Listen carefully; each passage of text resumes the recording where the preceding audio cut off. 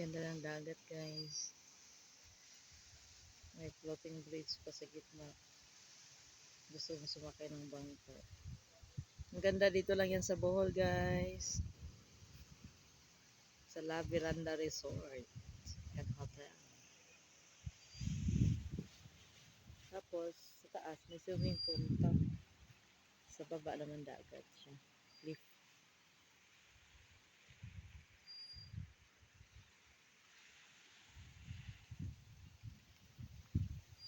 Sa swimming pool naman.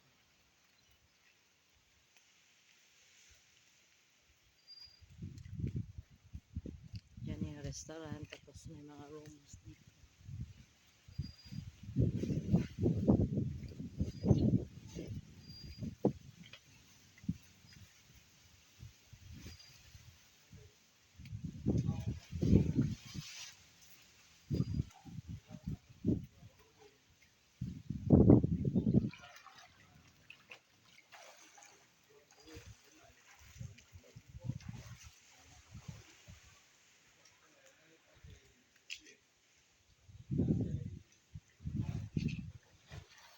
Ganda oh. Swimming pool tsaka yung dagat parang nagdugtong siya. Ganda ng view. Tapos dito naman may jacuzzi. Gusto mo gumamit ng jacuzzi.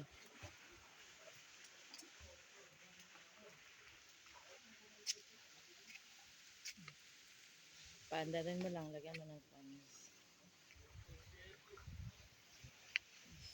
Mga rooms doon.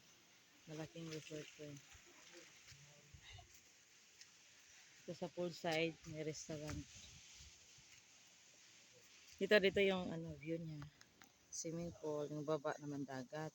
Kaya parang magkaduktong sila. Diba ang ganda? Tapos ito yung jacuzzi sa taas. Pagbaba mo doon, oh. Ganyan. Ito, restaurant. Tapos may mga rooms doon.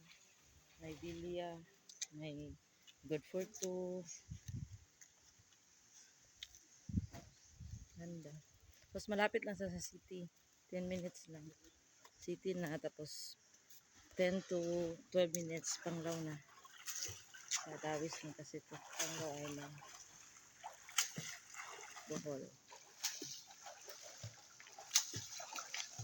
Yung anak ko, nag-practice ng swimming. Kasi sa school nila, dapat marunong lumangoy. 16 feet deep daw at saka 25 meters ang layo. Kaya kailangan yung master. Wala nang retake. Ganda talaga dito, guys. Grabe. Paggabi may dyan, tugtog na banda. Magkaharana dun sa mga kumakain.